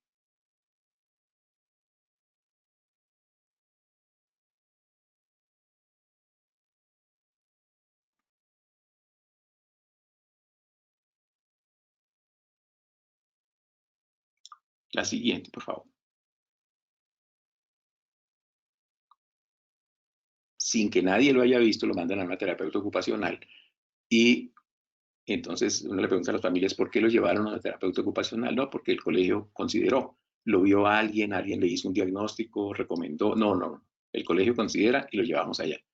Es muy interesante. En otras ciudades del país los mandan a neuropsicólogas, por ejemplo, también los manda el colegio directamente con una cosa que es como una presunción de que tiene un X que yo no sé qué es, pero que con terapia ocupacional el niño podría mejorarse y habilitarse de eso. Sigamos.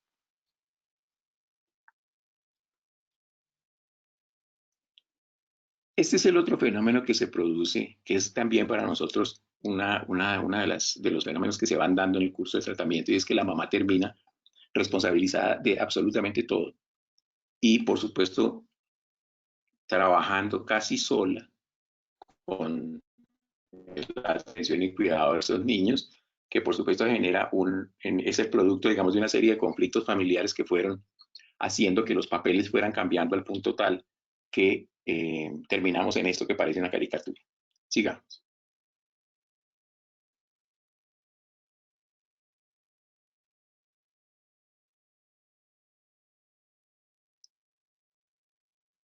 Y la definición de que los hermanos no lo quieren, o los hermanos no colaboran, ¿sí? O los hermanos rivalizan con el paciente, entonces todo el mundo rivaliza con el paciente va quedando como aislado en la familia, va quedando solamente cerca de la mamá, o la mamá va quedando como aislada del apoyo de los demás en la medida en que van desarrollando en la medida que se va desarrollando esta enfermedad y la complejidad de la enfermedad va desarrollando el sufrimiento de la enfermedad, comienza a producir toda esta cantidad de cambios en la estructura de la familia. Sigamos.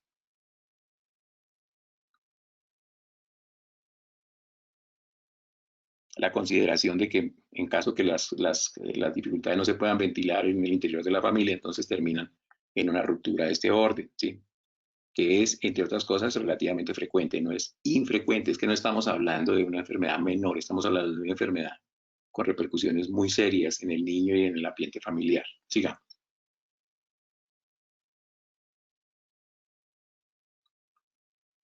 Piensen ustedes que esta es una enfermedad intensa, creciente, que tiene una morbilidad simultánea en el paciente y en el entorno.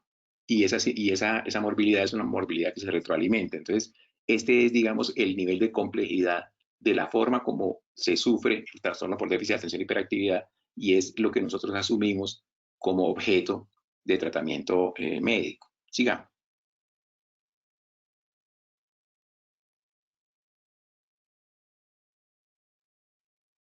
Y hay que insistir, queridos colegas, y esto es muy importante, en que hay que aclarar las razones para no ofrecerle tratamiento, porque es que dejar que el niño siga así nomás es una fuente de problemas que nos toca después comenzar a resolver o un poquito más adelante en la adolescencia o en la época universitaria, y son generalmente problemas ya con unas colas muy largas y muchísimas dificultades y problemas para asumirlo.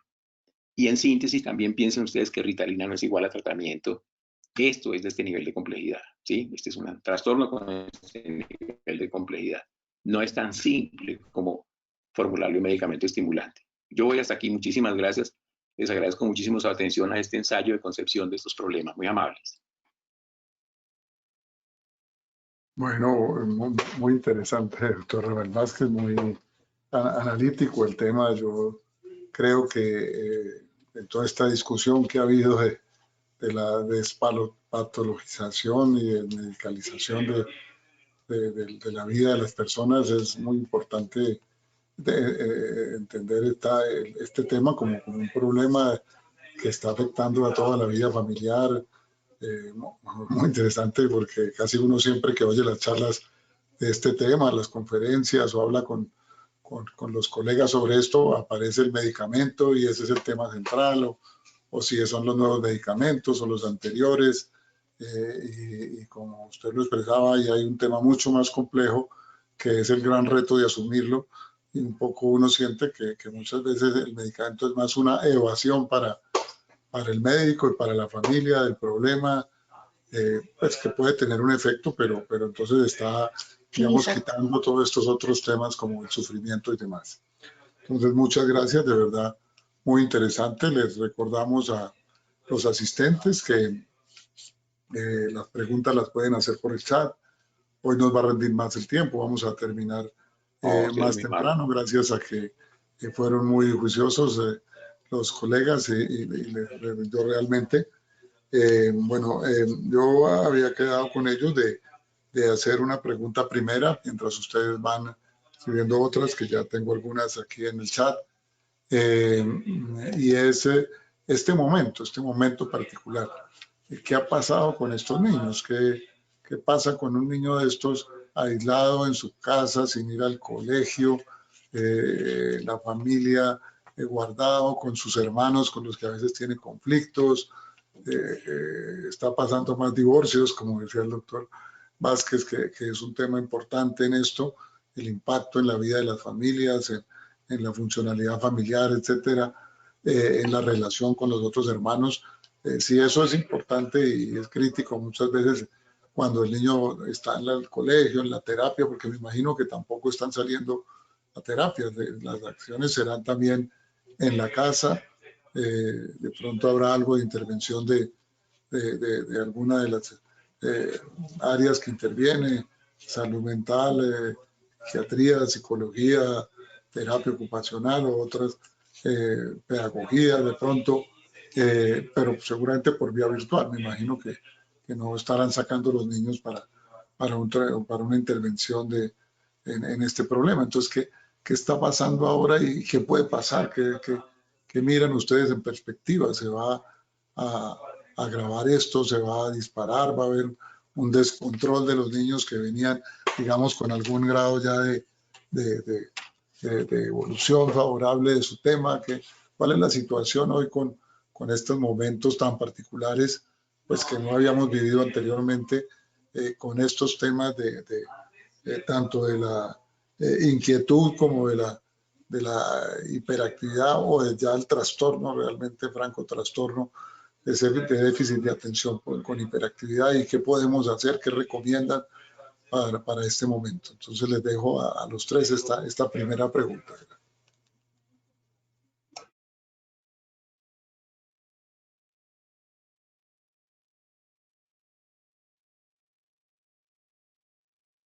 Bueno, buenas noches nuevamente. Pues digamos, sí, hemos tenido unas dificultades en los últimos días. Estar con el niño todo el tiempo les muestra a los padres el grado de compromiso que tiene el muchacho. Normalmente, pues un niño salía al colegio, ayer se hacía responsable del colegio, luego tenían actividades extracurriculares como muchos colegios los tienen ahora, y cuando llega el niño en la tarde a la casa, aunque es hiperactivo, porque una creencia que también tiene la gente falsa es que entre más cosas lo pongan a hacer, más se va a cansar y más rápido va a dejar de molestar el muchacho. Pues eso no sucede, pero el tiempo que tienen es mejor. Estando los padres al cuidado ya del menor, al cuidado también de la parte educativa, sin tener actividades extracurriculares, con limitación para salir, pues sí hemos visto un aumento de las consultas. También hemos visto que muchos niños que venían siendo controlados únicamente con terapias, se nos han descontrolado y han empezado a aparecer complicaciones como la ansiedad, los síntomas depresivos, inclusive las ideaciones suicidas, toda la parte de estructuración de problemas de comportamiento muy severo, autoagresiones, autolesiones y agresiones a adultos. Esto pues nos muestra qué importante es el tratamiento terapéutico en estos muchachos, el tratamiento multimodal, el tratamiento que incluya a varios profesionales y que, como decía muy bien el profesor, abarque todas las áreas de funcionalidad del niño.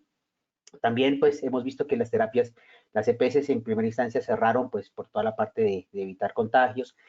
Muchos padres quieren llevar a sus niños a terapia, pero no hay dónde, o les autorizan los servicios, pero las IPS que prestan los servicios están cerradas o aplazan las citas consecutivamente, entonces los niños no pueden ir, y eso nos ha afectado muchísimo el tratamiento de los muchachos. En cuanto a la afectación de la familia, sí, hemos visto que por lo menos en la consulta que yo manejo la consulta externa, manejo hospitalización. En consulta externa hemos visto muchos problemas familiares por los niños con TDAH exacerbado por las medidas de cuarentena. Y también hemos visto cómo muchos de estos papás que antes eran negados a recibir tratamientos medicamentosos, ahora los están solicitando. Nos están llamando, nos escriben, asisten a la consulta, vea, doctor, ya no sé qué hacer con el muchacho, llevémoslo a bienestar, o no sé, no saben qué hacer. Y realmente hemos tenido que cambiar un poquito ese patrón de más o menos 1 de cada 10 niños medicado con TDAH es muy serios, como decía el profesor aquí en Colombia, la gente casi no consulta por eso, a pasar un patrón de mayor cantidad de porcentaje de niños medicados, porque digamos la ansiedad que están manejando es tremenda y los muchachos están teniendo complicaciones muy altas por la cuestión de la pandemia.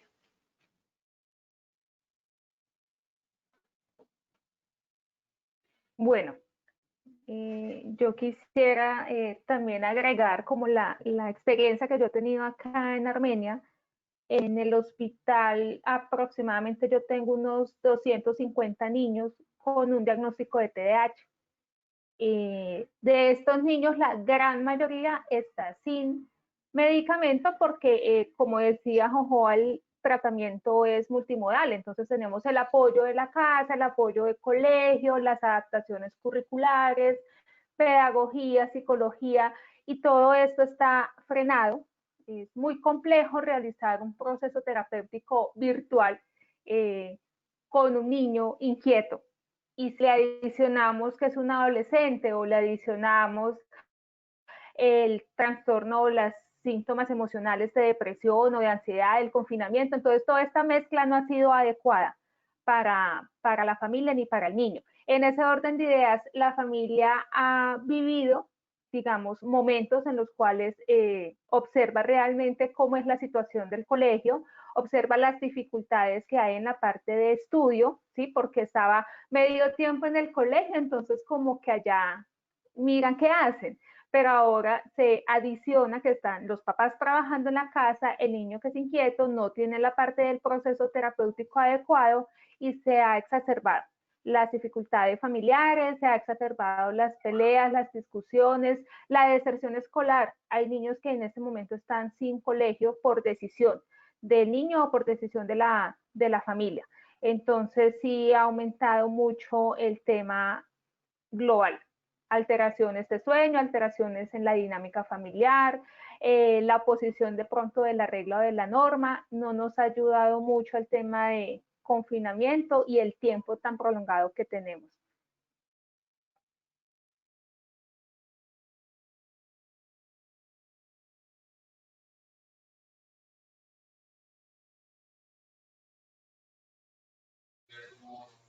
Doctor Vázquez, ¿qué nos dice sobre esta pregunta? Que las dos más, pues fíjense ustedes, las dos emociones más perturbadoras que hemos vivido durante este problema de la pandemia es la incertidumbre. Finalmente esos dos elementos son los que han movido prácticamente las dinámicas de todas las familias. Ustedes han visto que tenemos muchísimos conflictos al interior de los adultos y tenemos además en este momento muchísimos problemas de consulta pediátrica por accidentes menores y consulta pediátrica por irritabilidad, porque se ha vuelto muy difícil que el niño se mantenga en el ambiente de la virtualidad. Y por decirlo de alguna manera, estamos patas arriba con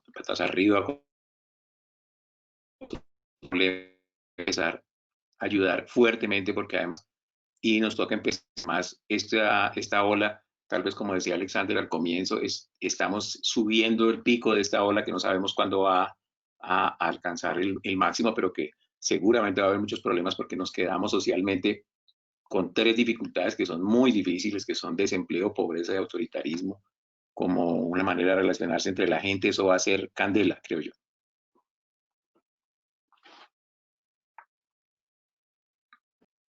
Bueno, sí, muchas gracias. Efectivamente, como lo hemos dicho en este espacio, precisamente en algunos de las intervenciones y los trabajos, y lo decíamos al principio, uno de los problemas centrales hoy en pediatría, pues seguramente siempre ha sido así, pero hoy es más visible en el contexto de la pandemia por esta misma situación, incluso porque los padres están con el niño todo el día y entonces observan realmente todo lo que al niño le pasa, porque es que muchas veces el padre de un niño de estos con problemas, pues se va y lo deja la mamá, o sí, o busca una excusa, igual sale, se va con los amigos, se inventa alguna cosa, pero ahora no se puede. Entonces tiene que estar con el niño. Eso tiene ventajas también, pues por el vínculo, por la relación, pero también en estos casos seguramente genera problemas de este tipo, ¿no? Cuando Claro, decía el y doctor Rojo, adicional, sí, sigue. no, doctor, que adicional a eso termina siendo como el problema en la casa, ¿sí? Entonces, todos estamos bien y pues el papá no se puede ir, la mamá tampoco se puede ir y el tema de vivienda en muchas oportunidades están su núcleo familiar, pero llega de pronto la abuela o llega la persona que vivía en otro lugar, entonces ya tenemos un espacio más reducido y en una casa donde vivían 4 encontramos en una casa que viven 6 o 7 personas. Entonces ese espacio social, ese espacio de el sol, ese espacio de jugar, ese espacio de compartir tampoco está. Sí, sí. Sí, iba a decir antes que lo que decía el doctor Jojoa, pues cuando decía que si van a medicar, yo preguntaba a quién, al papá o al niño o a los dos, porque de pronto los dos sienten que necesitan tratamiento. Bueno, vamos a ir a algunas de las preguntas que han ido apareciendo. Hay una primera para el doctor Jojoa sobre su tema y es finalmente cuál es la conclusión sobre este tema de tratamiento, asma y problemas psiquiátricos. ¿Cuál es la relación aquí? ¿Es el tratamiento el que está generando los problemas o es un tema complejo que incluye severidad que requiere mucho tratamiento y problemas psiquiátricos? ¿Cómo es esa asociación? ¿Qué es lo que uno se puede concluir? Y en particular sobre el tema que nos atañe hoy, inquietud o hiperactividad o trastorno del déficit de atención con hiperactividad, ¿qué encontró en su trabajo, en la literatura de este tema de cuál es la relación entre asma y estos problemas? ¿Cuál es la conclusión del tema? Bueno, entonces sí, buenas noches para nuestra oyente. Lo que hemos encontrado, digamos, en este estudio que realizamos nosotros, encontramos una relación, digamos, de mediana magnitud en cuanto a lo estadístico, pero con una buena certeza de que a mayor cantidad de medicamentos antiasmáticos utilizados, teníamos mayores problemas comportamentales, así como a mayor uso del betamimético en dosis de rescate. Es decir, entre más usemos el betamimético para rescatar, mayor cantidad de problemas comportamentales tenemos. Estamos en estos momentos en el proceso estadístico de evaluar cada uno de los medicamentos por dosis. Lo que podría yo aproximar hasta ahora es que hemos encontrado que el Montelukast a dosis altas se relaciona con ansiedad e irritabilidad de los niños y los corticoides con síntomas emocionales de tipo depresivo. Estos hallazgos, dado que el estudio es muy pequeño, no son conclusivos, pero sí pueden abrir una puerta para el estudio, sobre todo las quejas, porque uno lo que ve en los papás de los niños con asma es que dice, no, es que después de que inicié tal medicamento le dio esto y realmente sí podría llegar a suceder. En cuanto a la literatura internacional, pues digamos, hay autores que dicen que sí, que hay una relación. La relación más fuerte que se ha encontrado es con los corticoides y los síntomas emocionales, pues ya descrito desde hace muchos años con el uso de corticoides a dosis altas y sobre todo con crisis muy severas, en los cuales los niños pueden llegar a presentar hasta síntomas psicóticos. Pero en cuanto a las dosis tradicionales, las dosis usuales de control, las posibilidades de desarrollar síntomas están más de todo de tipo emocional, con síntomas depresivos y síntomas de ansiedad. Nos parecía, digamos, cuando estuvimos haciendo toda la revisión del tema, muy llamativo que en Colombia uno sí escucha mucho a los colegas neumólogos, a los colegas pediatras, que tienen muchas quejas con el Montelukast, cosa que no encontramos tan relacionada en la literatura internacional, o las relaciones que habían eran muy escasas y muy pequeñas desde el punto de vista estadístico. Y eso pues sería lo que yo tendría que agregarle a la doctora Mesa, que creo que fue que nos estaba preguntando. Y específicamente con la inquietud y hiperactividad, ¿cuál es la relación con el tema que nos reúne hoy? ¿Qué se sabe de eso? ¿Qué encontró usted? Bueno, lo que nosotros vimos es que cuando los niños tienen mayores síntomas, mayor uso de medicación, encontramos era problemas de tipo comportamental. Uno de ellos es la inquietud, pero pues también está relacionado con problemas de agresividad o con problemas digamos, de manejo de la ira y de las emociones, sobre todo. Pero, digamos, como tal, con el TDAH, lo que encontramos es que los niños asmáticos que tienen el diagnóstico como tal ya realizado por psiquiatría, es decir, que iban a la clínica de asma, pero que tienen su TDAH diagnosticado por neuropediatría o por psiquiatría pediátrica, presentaban mayores síntomas de inquietud, sobre todo en horas de la mañana, que fue algo que llamaba la atención, porque muchos de esos niños solamente reciben tratamiento para el asma y no para TDAH. Pues muchos padres no estaban como de acuerdo en iniciarles manejo, pues muchos de esos niños, y ya estoy hablando desde la experiencia personal y no desde la evidencia, muchos niños que estamos manejando con asma por interconsulta en algunas EPS, de las IPS donde yo trabajo, venían siendo manejados únicamente y exclusivamente con terapia, y ahora les tenemos que iniciar medicación porque sí se han puesto muy irritables, sobre todo a la hora de las clases virtuales, todo eso. No sabemos en realidad si se trata de una alteración relacionada con el uso de los medicamentos, pero muchos de esos niños sí están haciendo crisis asmáticas, están haciendo crisis comportamentales. Bueno, muchas gracias al doctor Rojo. Hay algunas preguntas para la doctora Guzmán. Digamos, se está hablando de esta relación realmente de una ansiedad, digamos, fisiológica, pregunta la persona, podemos decir una ansiedad pues esperada, digamos, casi que dentro, pues no consideraríamos un problema o un trastorno de ansiedad. Si cuando estabas haciendo esta relación hablabas de que de qué cara, como tú decías, a la ansiedad hay que ponerle un apellido. Entonces, ¿cuál sería el apellido de la ansiedad cuando estamos hablando de esto? Y otra pregunta era, ¿cómo tratar esa combinación de trastorno de déficit de atención con hiperactividad y ansiedad? ¿Cómo tratar esa combinación que debe ser un poquito complicada? Bueno, en la ansiedad, cuando hablamos, por ejemplo, del estrés, de la angustia, es una reacción emocional que tenemos todas las personas, pero recordemos que en la parte de estrés es un momento. Yo me estreso por una situación muy puntual, pero pasa. Mi cuerpo reacciona, el cortisol se eleva, pero es momentáneo. Cuando ya hablamos en la parte de ansiedad que persiste, los síntomas afectan, la parte del desenvolvimiento del niño afecta, hay una interferencia en la casa, interferencia en el colegio, interferencia social. Esta parte ya genera un malestar grande y el sufrimiento es el doble. Si tenemos un déficit de atención, como explicaba el doctor Vázquez, que es un sufrimiento grande, y le adicionamos ya la parte de ansiedad es doble, es mayor, ya estamos hablando de un trastorno de ansiedad. Estábamos diciendo que toda la parte del cortisol permanece aumentado, elevado, y el síntoma es muy grande. En ese orden de ideas ya se habla del trastorno de ansiedad como tal. Si uno se angustia un momento porque tiene un examen y el niño se preocupó, presentó el examen y pasó el examen, está tranquilo, es una reacción de momento. Pero cuando hablamos de esta relación, casi siempre estamos hablando del trastorno por déficit de atención y el trastorno de ansiedad, para poderle colocar ya el apellido.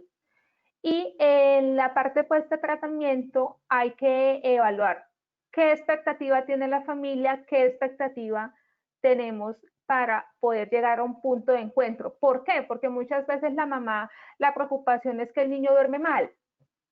Ni siquiera es la ansiedad, ni siquiera es el problema del colegio. Y yo estoy pensando que el niño duerme mal porque está ansioso y el niño tiene un problema aparte, un problema de una rinitis alérgica, de un asma, que es muy frecuente. Los niños con TDAH y esta combinación que traemos, pues que Jojoa nos explicó, aparece. Entonces necesito definir, uno, cuál es el síntoma principal, problema de sueño. Voy a manejar problema de sueño secundario al déficit de atención, secundario al TDAH o por una enfermedad médica, ¿sí? Entonces, buscamos comorbilidades para hacer el manejo. 2, se deben manejar las dos. ¿Por qué?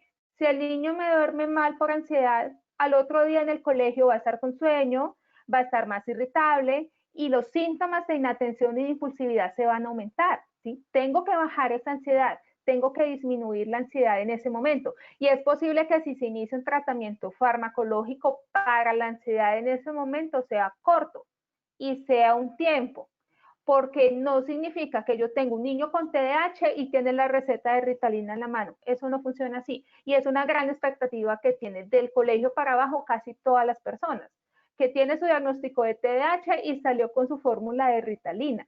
No. Hay que hacer un tratamiento, pero cuando hablamos de tratamiento no es tratamiento farmacológico, es tratamiento completo. Ok, gracias. Había otra pregunta, pues que a la cual algo ya se refirió el doctor Vázquez, que se está viendo en el momento, trastornos de déficit de atención e hiperactividad con depresión. Preguntan si también con manía se puede dar, si hay esa combinación, si eso está referido, bueno, y qué frecuencia podría tener.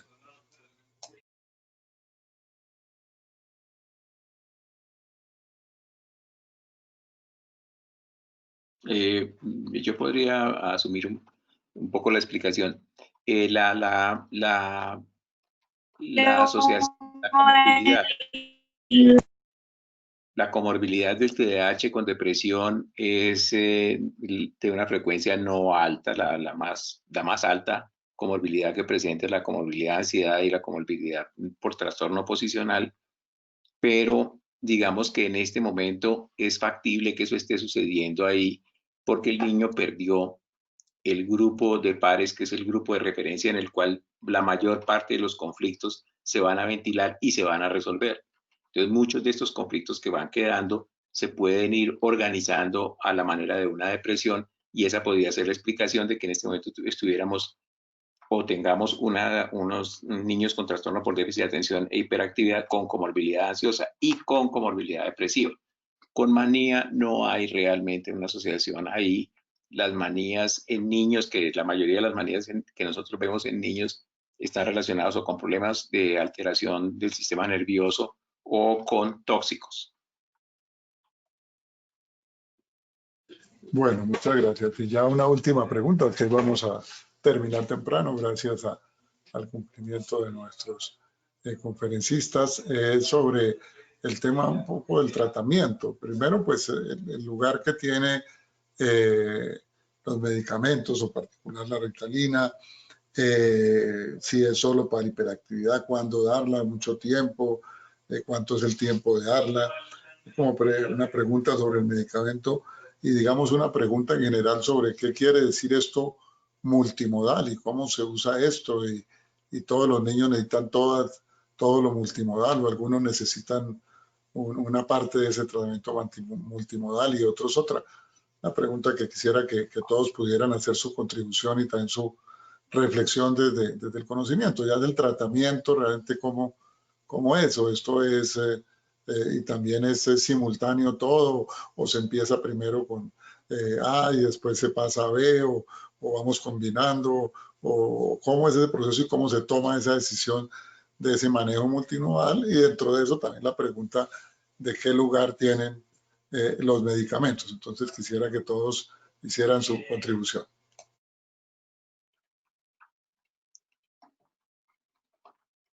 ¿Quién quiere empezar? ¿Quieres, doctora Guzmán? Pues vamos a empezar por ahí.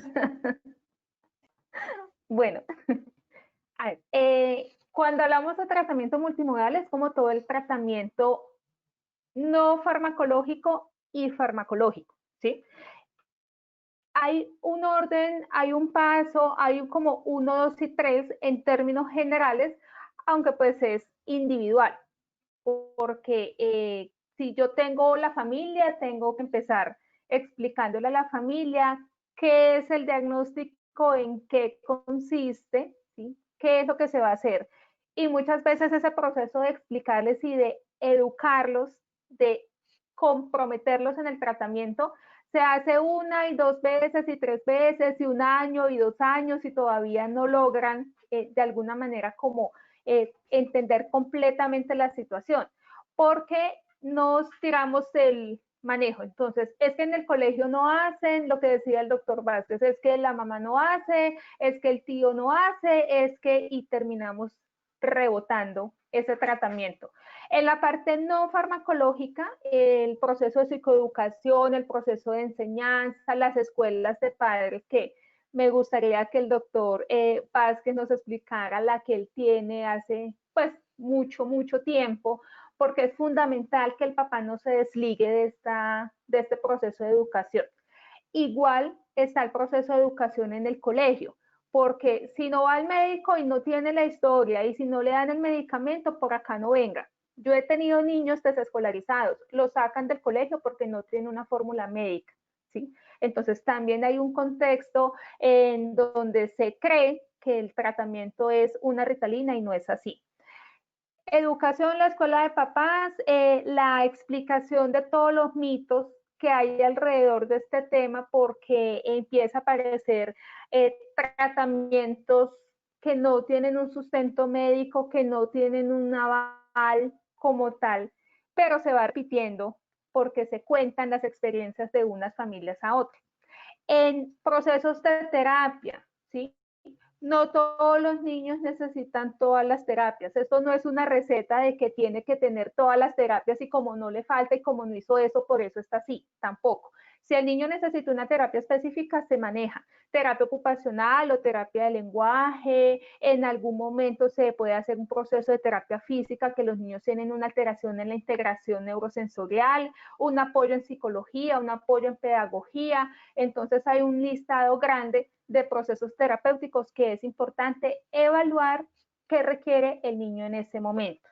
Y el uso del La Ritalina, que pues no es el único medicamento, hay más medicamentos, tenemos más opciones terapéuticas. El proceso de medicamento también se puede manejar, pero siempre intenta uno que el papá entienda, ¿sí? Para qué es el medicamento y por qué es el medicamento. Porque con medicamentos hay muchas cosas. Entonces uno dice, no, es que se lo toma todos los días, se lo toma solamente en la época de estudios, se lo toma si el niño es inquieto, pero como el mío no es inquieto, entonces no se lo toma. Pero si estamos hablando de un tratamiento farmacológico es porque tenemos una evidencia de que el TDAH es un trastorno del neurodesarrollo y tiene una afectación química. El circuito de dopamina, el circuito de noradrenalina está alterado. El medicamento no es si es esto o es lo otro. Hay una alteración neurobiológica que en algún momento se apoya y se requiere el medicamento como tal.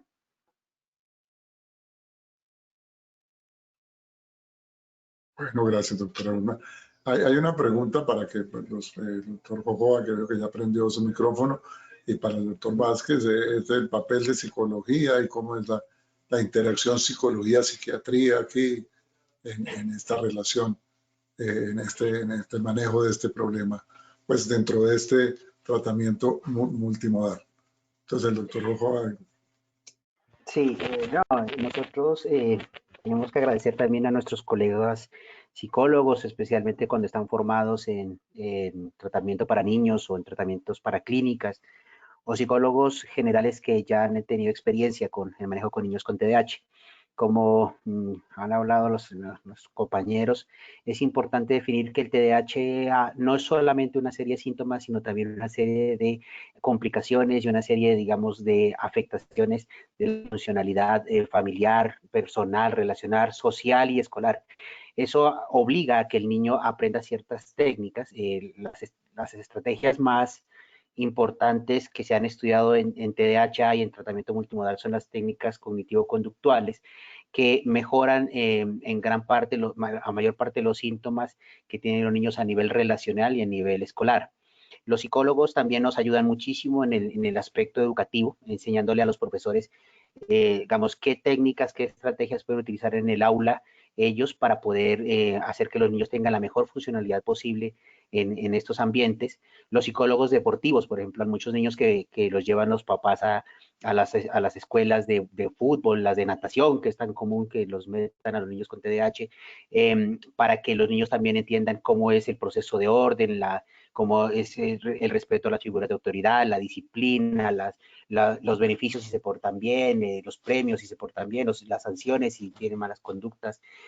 Psicólogos a nivel familiar que nos ayudan a entender las dinámicas que se afectan en las relaciones familiares por niños con TDAH, todo esto del manejo de la disciplina, las pautas de crianza, toda la parte de, digamos, de cómo debe ser la cultura familiar alrededor de un niño que tiene TDAH y cómo eso puede ayudar a otros, sobre todo a los hermanitos, porque muchos de ellos pues comparten la carga genética tan grande que tiene el TDAH y pues algunos de ellos pueden hacer. Entonces uno ve muchas veces que las familias llegan con 2 o 3 niños con TDAH y pues esas familias, usted ve a los papás sufriendo. Esos padres se benefician muchísimo de una terapia de familia y de una terapia de pareja inclusive. O sea, digamos, los psicólogos son una fuente de apoyo importantísima. Obviamente, no en todos los casos vamos a requerir el apoyo de las técnicas psicoterapéuticas, pero yo creo que en la gran mayoría lo vamos a necesitar. Aparte de eso, pues los psicólogos, los especialistas neuropsicólogos también nos pueden ayudar con algunas pruebas neuropsicológicas para optimizar el diagnóstico. Y pues de todas maneras, todos estos apoyos van a depender pues obviamente de los sistemas de cómo manejen la parte administrativa. Yo también he dedicado parte de mi tiempo al manejo de la parte administrativa y realmente uno ve la importancia de los psicólogos, mira cómo cuando se maneja integralmente a los niños la tasa de complicaciones es menor, la tasa de, digamos, de enfermedades de los niños, porque muchos de esos niños, recordemos que no consultan por inquietud, sino que consultan por síntomas orgánicos, dolor de estómago, dolor de cabeza frecuentes, y se mejoran. Entonces, uno cuando le muestra a las EPS la importancia de una cita por psicología continua, una cita por psicología bien hecha, una cita pues por psiquiatría y por las terapias que necesite el niño de acuerdo a la evaluación que uno haga, pues las EPS, la mayoría de ellas están de acuerdo, inclusive con algunas terapias que a veces Yo he visto algunas EPS que facilitan algunas terapias que a veces no tienen tanta evidencia, pero que para ellos dentro de su estudio de mercado ha logrado reducir algunos de los ítems digamos, económicos que se estudian en toda esta relación de mercado, de costos y beneficios, que es importantísimo. De todas maneras, las EPS, cuando yo he trabajado con ellas y hemos podido hablar con ellas, les mostramos que un tratamiento muy temprano, con tratamiento con un niño que empezamos a detectar con TDAH, puede tener una relación costo-beneficio enorme a largo plazo, porque recordemos que estos niños pueden terminar con complicaciones médicas, con complicaciones psiquiátricas, con complicaciones comportamentales. Entre ellas, la más importante creo que es el problema de adicciones, que tenemos en este momento una gran carga en el sistema de salud por las adicciones, y una carga que no solamente es económica, sino también social, y que con muchos de estos niños, que si los tratamos adecuadamente de pequeños, no van a llegar a unas clínicas de adicciones, pues ellos están muy contentos. Aquí a modo propio, y creo que las personas que me conocen en mi formación saben que yo inicialmente trabajé mucho con psiquiatría de adicciones y me di cuenta que es mucho mejor que el niño y el joven, la persona, nunca llegue a probar drogas, ¿sí? Haciendo un tratamiento muy adecuado desde pequeño, y realmente uno sí siente cómo los niños mejoran, cómo se mejora el ambiente familiar, escolar, y se sienten muy bien gracias a la ayuda pues del equipo multidisciplinario. Muchas gracias. Bueno, muchas gracias. Para cerrar, al doctor Vázquez, había una pregunta más que también me parece importante sobre la adherencia, cómo lograr una mejor adherencia al tratamiento ante el reto de que el 45%, casi la mitad, se van. ¿Cuáles serían las claves de esto? Bueno, y quería hacer otra pregunta aprovechando lo que dice el doctor Joa. Hace unos años, yo me acuerdo, es que no recuerdo si era Mark Spitz o cuál fue que ganó como 8 medallas de oro, que me acuerdo que la anécdota era, bueno, o le da Ritalina o lo echa a la piscina, y que lo echaron a la piscina. Bueno, entonces eso generó como toda una generación hace unos años de bueno, esto se puede con esta intervención, digamos, deportiva, etc. ¿Eso qué lugar tiene ahora? ¿Cómo se evalúan esas? No, eso sigue teniendo.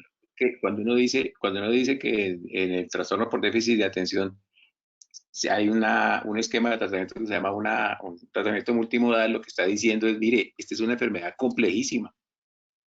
Y como es compleja hay que hacerle de todo, ¿sí? Le hacemos desde el sonido de la maraquita hasta análisis molecular, le hacemos de todo. Y cuando se habla de un tratamiento multimodal, lo que pasa es que hay que tener en cuenta qué es lo que uno quiere decir con tratamiento multimodal. Quiere decir que hay un médico que vio el niño, que dice qué tiene el niño y que tiene en la cabeza la programación de tratamiento. En esa programación de tratamiento van a entrar muchas personas, pero tiene que haber alguien que dirija.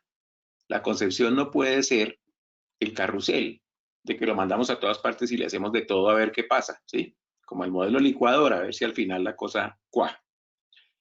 Esa es la concepción de multimodal que, digamos, manejamos nosotros. Aquí hay una cosa que es muy interesante, que es lo de la escuela de padres. O sea, las escuelas de padres las hacemos porque el problema de información que tiene la complejidad de esta enfermedad es muy alto. Pero mire la experiencia, lo que señalaba Andrea hace un ratico. Nosotros hacemos la escuela IDEA, que la hacemos Manuel Benítez, que es un neuro, Germán Casas, que es psiquiatra de niños, y yo, la hacemos hace mucho tiempo. Y cuando uno empieza la reunión de IDEA, uno dice, bueno, vamos a mirar a ver quiénes aquí son nuevos. Entonces uno dice, por favor, ¿quiénes vienen por primera vez aquí? Todos. Digamos que no logra uno como estabilizar un equipo que termine de desarrollarse en el tema, sino que todos vienen por primera vez. Y la otra característica que es muy interesante en la reunión de IDEA es que todos quieren hablar de Ritalina.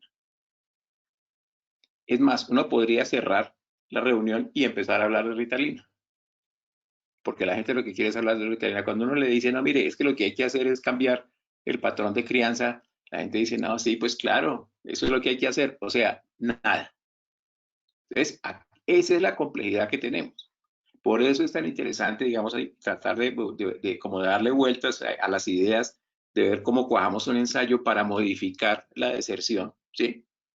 Para facilitarle que la gente entienda que lo que sí hay es un problema, que aquí el jugar a que aquí no hay nada, lo único que ayuda es a que el niño se empeore. Entonces, esa es, digamos, la concepción que tenemos sobre el asunto hoy, Ernesto.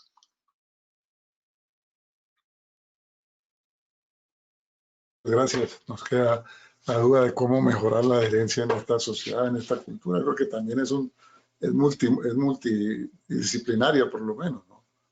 Yo creo que depende mucho desde la primera concepto que le da el pediatra, que posiblemente sea el primero que vea al niño. Como ustedes decían, seguramente mejora el pronóstico, la detección temprana. Entonces ahí tenemos un rol muy importante, y también como esa orientación primera de para qué va el niño a psiquiatría o a otro sitio de remisión y de orientación a los padres. Creo que ahí es la suma de todo lo que hagamos. Si no lo hacemos bien desde el principio, por eso pues queríamos traer este tema con los pediatras. Esperamos a futuro traer otros temas de salud mental, específicamente como este manejo primero que damos los pediatras, como el diagnóstico, que también son temas pues, que hacemos en primera instancia, así sea el diagnóstico presuntivo o el diagnóstico inicial, pero también en eso pues creo que nos tenemos que fortalecer en el área de la pediatría. Muchas gracias de nuevo a nuestras panelistas, entonces que tengan una muy buena noche, unos felices sueños, y nos veremos entonces de nuevo con los demás colegas en estas charlas y con los compañeros de psiquiatría. Seguramente nos veremos otra vez hablando de otros de estos temas de salud mental. Muchas gracias y muy buenas noches. Gracias. Muchas Mucho gracias, gusto. doctor. Feliz noche. Feliz Bueno, profesor, noche. muchas gracias.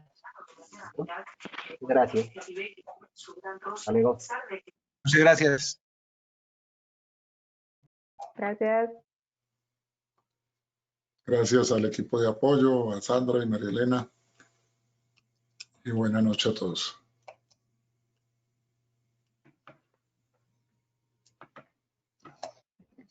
Chao.